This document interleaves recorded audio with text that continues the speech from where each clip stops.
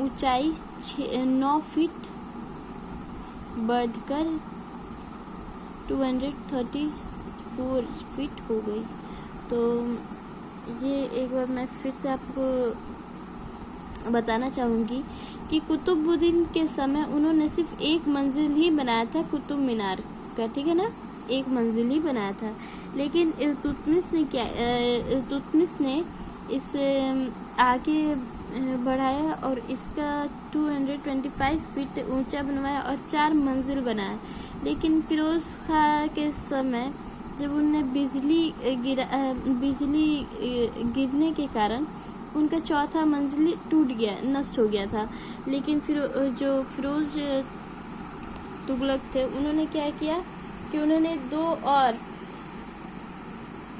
क्योंकि चौथा मंजिल तो टूट गया था, तो चौथा और 5वां 2 मंजिल और बनवाया फिरोज तुगलक ने। और उसका जो हाइट है वो 9 फीट और भी ऊंचा हो गया। तो पहले जो फीट 225 था और वो 9 फीट बढ़ के 234 फीट हो गया। तो आई एम श्योर आपको ये कुतुब मीनार के बारे में आपको ज़रूर कुछ नया पता चला होगा। तो अब हमारा नेक्स्ट पॉइंट है दिल्ली का कुव्वत उल इस्लाम मस्जिद एवं अजमेर का दाई दीन का झोपड़ी नामक मस्जिद का निर्माण ऐबक ने करवाया था। तो ऐबक ने दिल्ली के जो आज के टाइम पे कुव्वत उल इस्लाम मस्जिद है और जो अजमेर का दाई दीन का झोपड़ी है नामक जो मस्जिद है उसका निर्माण कौन करवाया था? ऐबक ने, कुतुबुद्दीन ऐबक ने करवाया था। कुतुबुद्दीन ऐबक को बखस लाखों का दान देने वाला भी कहा जाता था। वो काफ़ी ज़्यादा कुतुबुद्दीन ऐबक क्या थे, दान काफ़ी ज़्यादा देते थे, तो इन्हें लाख बखस भी कहा जाता था। नेक्स्ट पॉइंट है कि प्राचीन नालंदा विश्वविद्यालय को ध्वस्त करने वाला ऐबक का सहायक सेनानायक बख्तियार खिलजी था। तो जो नालंदा विश्वविद्यालय जो है उसमें आप जानते होंगे कि वो ध्वस्त हो गया था, नष्ट हो गया था और है भी, नष्ट भी हुआ है। तो किसने करवाया था? तो जो कुतुबुद्दीन ऐबक के सेनापति थे बख्तियार खिलजी, उनने किया था। नेक्स्ट पॉइंट है कि इल्तुतमिश की मृत्यु 1210 ईस्वी में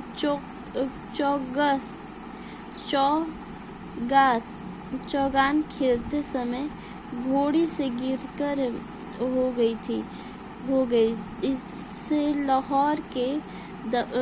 लाहौर में दफनाया गया। तो क्या हुआ था?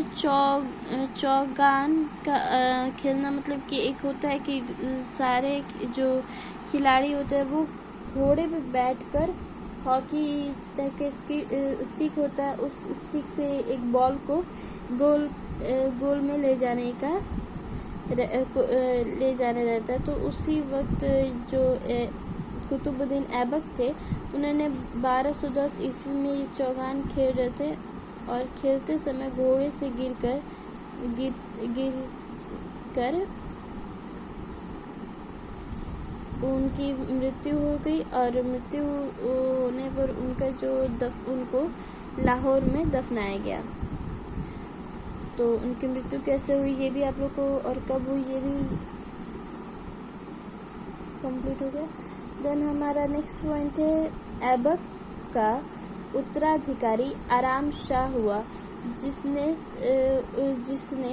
सिर्फ 8 साल महीनों तक शासन किया।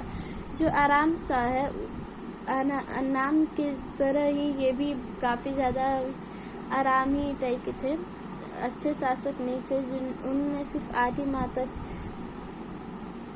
शासन किया था। आराम शाह की हत्या करके इल्तुतमिश 1211 ईस्वी में दिल्ली की गद्दी पर बैठा। तो अगर ये जो आराम शाह, उसके बाद इल्तुतमिश डायरेक्ट आ गया। तो अगर आप चाहेंगे तो मैं अपना डिटेल नोट्स है वो भी आपके साथ शेयर करना चाहूँगी। तो उससे मैं काफ़ी अच्छे से डिटेल में अपने नोट्स में बताई कि आराम शाह कैसे हटते हैं गद्दी पे, कैसे क्यों हटते हैं, क्या कारण था, इल्तुतमिश क्यों आते हैं। तो वो सब के बारे में भी मैं अगला जो वीडियो होगा वो इसी पे सल्तनत काल के फुल नोट्स में ही मैं अपना शेयर करना चाहूँगी। ओके, तो वो वाला भी वीडियो देखना ना भूलें। तो इल्तुतमिश तुर्किस्तान का इलवीर तुर्क था जो ऐबक का गुलाम था। हाँ, इल्तुतमिश जो था वो क्या था, जो इल्तुतमिश है वो तुर्किस्त का इलवरी तुर्क था जो ऐबक का गुलाम था एवं दामाद भी था। ऐबक की मृत्यु के समय वह बदायूं का गवर्नर था। तो जब जिस वक्त ऐबक की मृत्यु हुई उस वक्त क्या था,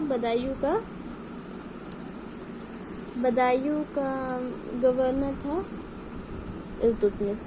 तो हम यहाँ पे इल्तुतमिश के बारे में कुछ महत्वपूर्ण कार्य के बारे में जानेंगे कि फर्स्ट है कुतुब मीनार के निर्माण का पूर्ण करवाई। जो क्योंकि कुतुब मीनार ने तो सिर्फ एक ही मंजिला बनाया था ना, उसके बाद तो इल्तुतमिश ने बनाया था। तो हम कह सकते हैं कि निर्माण का पूर्ण जो करवाई था वो इल्तुतमिश ने करवाया था। ओके, सेकेंड हमारा पॉइंट है कि सेकेंड है सबसे पहली शुद्ध अरबी सिक्के जारी किया।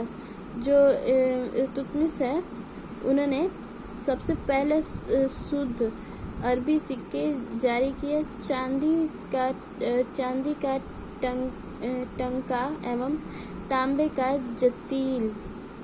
जीतल जो सिक्का था वो चांदी का टंका था एवं तांबा का जीतल था। ओके, थर्ड है हमारा इक्ता प्रणाली चलाई। इक्ता प्रणाली के बारे में भी हम आगे जाकर जानेंगे। फोर्थ हमारा है 40 गुलाम सरदारों का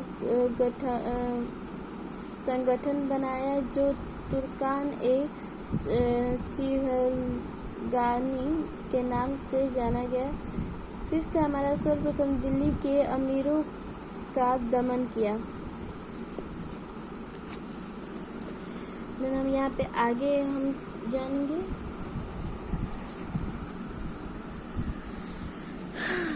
इल्तुतमिश के बारे में। इल्तुतमिश लाहौर से राजधानी को स्थानांतरण करके दिल्ली लाया। ओके, इसने हौज ए सुल्तानी का निर्माण दहली ए कुहना के निकट करवाया था। नेक्स्ट पॉइंट है इल्तुतमिश पहला शासक था जिसने 1229 ईस्वी में बगदाद के खलीफा से सुल्तान पद की वैधानिक स्वीकृति प्रदान की थी। नेक्स्ट पॉइंट है इल्तुतमिश की मृत्यु अप्रैल 1236 ईस्वी में हो गई। ओके, तो यहाँ पे इल्तुतमिश की मृत्यु भी कब होता है वो भी हम जान गए हैं। जो इल्तुतमिश का मृत्यु जो होता है वो 1236 ईस्वी में होता है। ओके, नेक्स्ट पॉइंट है चंगेज खान ने बचने के लिए ख्वारिज्म के सम्राट जलालुद्दीन को इल्तुतमिश ने अपने यहाँ शरण दिया। जो क्या हुआ था कि ये क्या हुआ था कि चंगेज खान के कोई रिश्तेदार को इन्होंने मारा था, ख्वारिज्म के सम्राट जलालुद्दीन ने। तो उनको वो आए थे मदद मांगने इल्तुतमिश को, और उनको इल्तुतमिश ने उनको शरण भी दिया था। ओके, तो हम देखते कहाँ पे थे हम। तो नेक्स्ट पॉइंट हमारा है इल्तुतमिश के बाद उनका पुत्र रुकनुद्दीन फिरोज गद्दी पर बैठा। इल्तुतमिश का पुत्र कौन था? रुकनुद्दीन फिरोज था। वह एक अयोग्य शासक था। रुकनुद्दीन क्या था? अयोग्य शासन था। ठीक है, शासक था। इसके अल्पकालीन शासन पर उसकी माँ शाह तुर्कानी छाई रही। जो शाह तुर्कान के बारे में अगर मैं कुछ बताना चाहूँगी कि शाह तुर्कान वही है जो कुतुबुद्दीन ऐबक की पुत्री थी। ठीक है, जैसे आप सबको पता होगा कि इल्तुतमिश जो था वो कुतुबुद्दीन ऐबक का गुलाम तो था ही, साथ वो दामाद भी था, क्योंकि उनकी पुत्री जो थी शाह तुर्कान, उनका जो निकाह कहा जाता है ना, हम लोग में तो विवाह कहा जाता है, तो उनका निकाह इल्तुतमिश के साथ हुआ था। तो उनका इल्तुतमिश और शाह तुर्कान जो कुतुबुद्दीन ऐबक की पुत्री थी, उन दोनों का पुत्र हुआ जिसका नाम क्या हुआ? रुकनुद्दीन फिरोज हुआ। ठीक है, तो रुकनुद्दीन जो फिरोज था वो एक तरह से कह सकते हैं कि बस नाम का शासक था, लेकिन उस शासक सिर्फ नाम का था कि हाँ वो शासक है, लेकिन असल में जो शासक तो कौन कर रहा था? उनकी माँ कर रही थी, जिनका क्या नाम था? शाह तुर्कान। ओके,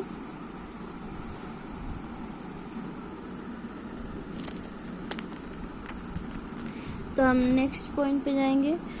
तो हमारा नेक्स्ट पॉइंट यहाँ से, हाँ, शाह तुर्कान के अवांछित प्रभाव से परेशान होकर तुर्की अमीर, तो अमीरों का अर्थ ये नहीं है कि जो धनी मनी उनको अमीर, तो अमीरों का यहाँ पे ये अर्थ है जो मंत्री थे, उनके दरबार में जितने भी मंत्री थे उन्हें अमीर से भी जाना जाता था। ओके, शाह तुर्कान के अवांछित प्रभाव से परेशान होकर तुर्की अमीर ने रुकनुद्दीन को हटाकर रजिया को सिंहासन पर आसीन किया। क्या हुआ ना कि जो उनके इल्तुतमिश का जो पुत्र था रुकनुद्दीन, वो तो काफ़ी अयोग्य था, अच्छा शासक नहीं था, इसलिए अमीरों ने क्या किया? रुकनुद्दीन को हटाकर उनकी पुत्री जो थी इल्तुतमिश की पुत्री, जिसका नाम था क्या? रजिया सुल्तान, उनको उस गद्दी पर बैठाया गया। और आपको ये भी पता होगा कि हमारे जो देश की सबसे पहली महिला शासिका कौन थी? वो थी महिला में जो थी वो है रजिया सुल्तान। ओके, तो हमारा नेक्स्ट पॉइंट है कि रुकनुद्दीन को हटाकर रजिया सुल्तान को रखा गया। इस प्रकार रजिया बेगम प्रथम मुस्लिम महिला थी जिसने शासन की बागडोर संभाली थी। ओके, रजिया ने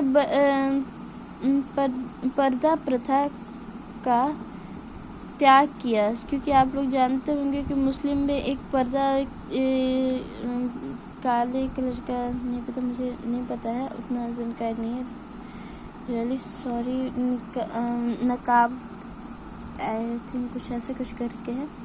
तो उन्होंने इसका त्याग किया था तथा पुरुषों की तरह चौगा, जिसे हम कावा भी कहते हैं, कावा उन्होंने खुद को पहना था, और चौगा एवं कुल्ला टॉप, जिसे हम टोपी कहते हैं, पहनकर राज दरबार में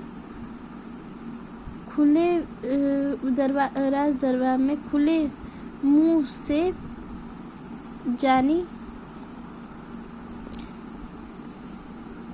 जाने लगी। सॉरी, ये लाइन मैं फिर से आपको बताना चाहूंगी। तो जो हमारी, एक सेकंड,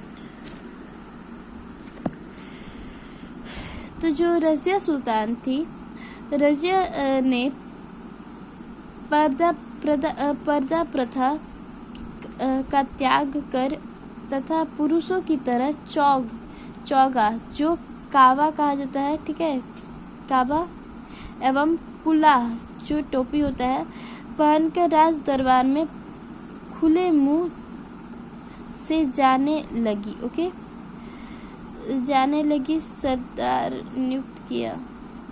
ओके, जाने लगी। नेक्स्ट पॉइंट है, रज़िया ने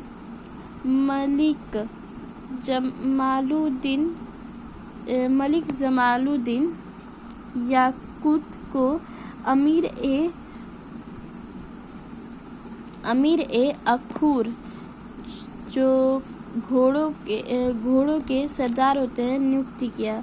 तो जो रज़िया ने मलिक जमालुद्दीन याकूत को अमीर ए अखूर, घोड़े का सरदार नियुक्त किया। तो नेक्स्ट पॉइंट हमारा यहाँ पे है, गैर तुर्की को सामंत बनाने के रज़िया के प्रयास से तुर्की अमीर विरुद्ध हो गए। क्या हुआ ना कि जो अमीर थे ना, दिल्ली के जितने भी अमीर थे, वो चाहते थे ना कि मतलब कि हम रज़िया सुल्तान को रखें, लेकिन रज़िया सुल्तान को तो हम रखेंगे, लेकिन क्योंकि उनके जो इल्तुतमिश तो वो हो गए, मर गए, और इल्तुतमिश के बाद उनका पुत्र जो था वो था क्या था, रुकनुद्दीन था। तो रुकनुद्दीन तो था ही, वो तो अयूब था, और उसके बाद उसका जो भी नाम का शासक था रुकनुद्दीन, और जो भी ये था राज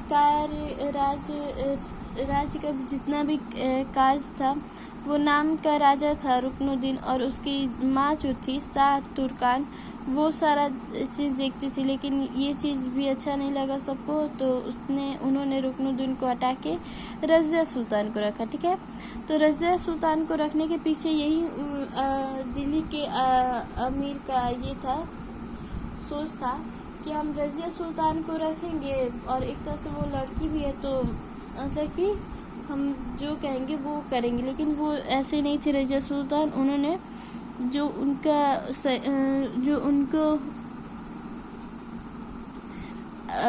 उनका मन होता था वही करती थी वो।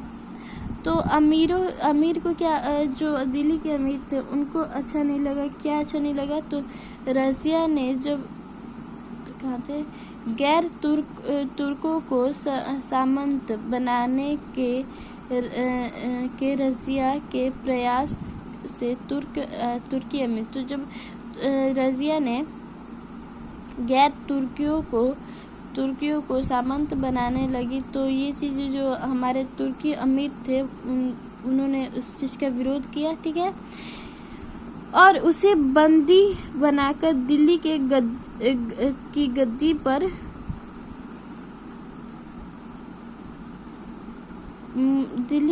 पर मुइज़ुन बहराम शाह को बैठा दिया। तो अगर ये जो यहाँ पर है कि रज़िया सुल्तान को हटा के अमीरों ने किसे बैठा दिया? बहराम शाह को। तो बहराम शाह को भी इसीलिए बैठाया गया, अमीरों ने बैठाया कि आगे जाके ये ज़रूर हमारा कहना मानेंगे। अब देखिए आगे क्या होता है। और अगर आपको ये वीडियो अच्छी लगी तो हम नेक्स्ट जो वीडियो होगा वो हम इस पे देंगे, अपने नोट्स पे देंगे, जो फुल डिटेल आपको बताएगा। और मेरा जो वो वीडियो होगा उसमें तो और भी काफ़ी डिटेल से बताया जाएगा कि रज़िया सुल्तान कैसे हटी, कैसे वो आए, इसको सारा चीज़ डिटेल में बताया जाएगा। हमारा नेक्स्ट पॉइंट है, रज़िया की शादी अल्तुनिया के साथ हुई। और उसके बाद ये भी पता चला कि अल्तुनिया के साथ कैसे शादी हुई। एक्चुअली रज़िया सुल्तान किसी और से मोहब्बत करती थी ना, तो उनसे नाम के अल्तुनिया से हुई। ये कैसे हुआ ये भी सारा मैं अपने नोट्स में बताऊंगी जब वो वाला वीडियो में अपलोड करूंगी। ओके। इसने शादी करने के बाद रज़िया ने पूर्ण गद्दी प्राप्त करने का प्रयास किया, लेकिन वह असफल रही। रज़िया की हत्या 13 अक्टूबर 1240 ईस्वी को डाकुओं के द्वारा के थल के साथ कर दी गई। बहराम शाह को बंदी बनाकर उसकी हत्या कर दी गई। ये बहराम शाह वही हैं जो यहाँ पर बहराम शाह है, इनको गद्दी पे बैठाया गया, इनको फिर ले जाके हत्या भी कर दिया गया, बंदी बना दिया गया। 12/20/42 ईस्वी में कर दी गई इनका हत्या। बहराम शाह जो थे उनको बंदी बना के हत्या कर दिया गया। उसके बाद दिल्ली का सुल्तान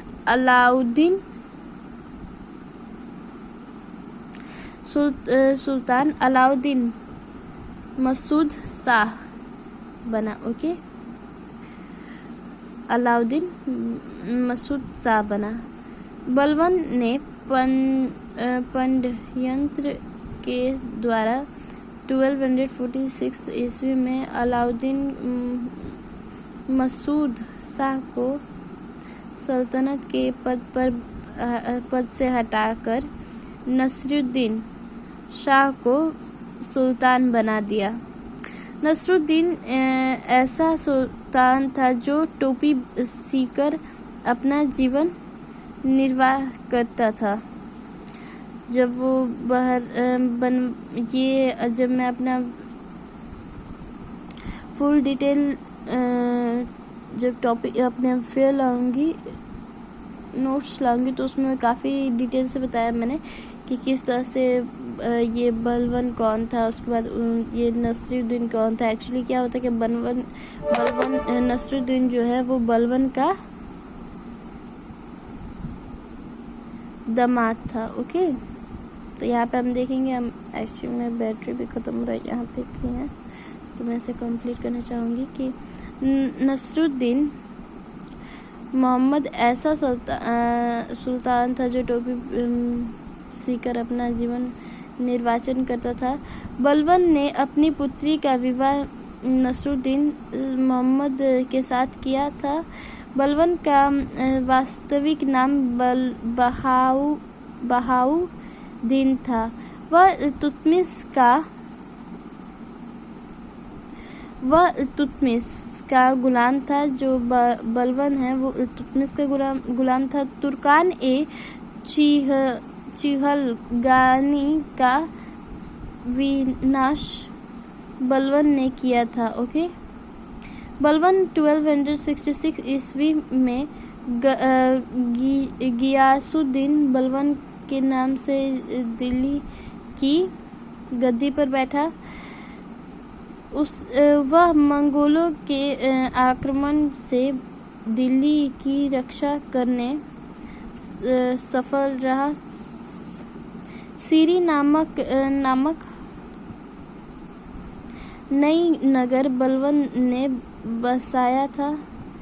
राज दरबार में सिजदा एवं पैबोस प्रथा की शुरुआत बलबन ने किया था। बलबन ने फारसी रीति रिवाज पर आधारित नवरोज फारसी साल का प्रथम दिन उत्साह को प्रारंभ करवाया। एक सेकंड।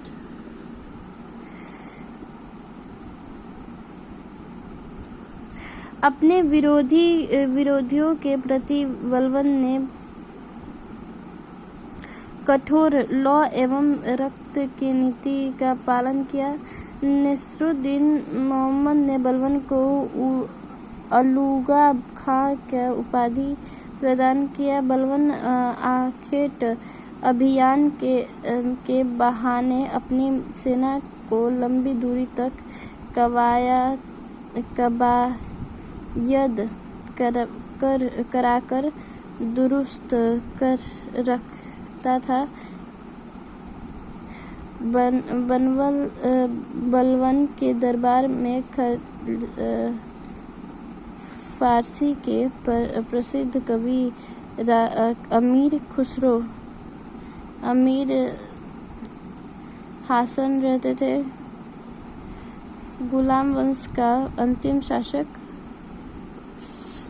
शमसुद्दीन तैमूर था। तो आज हमारा सल्तनत काल लुसेंट के बुक से ख़त्म हो चुका है। अगर आपको मेरी वीडियो अच्छी लगी तो लाइक एंड सब्सक्राइब करना ना भूलें। Thank you so much for watching my video. Thank you so much.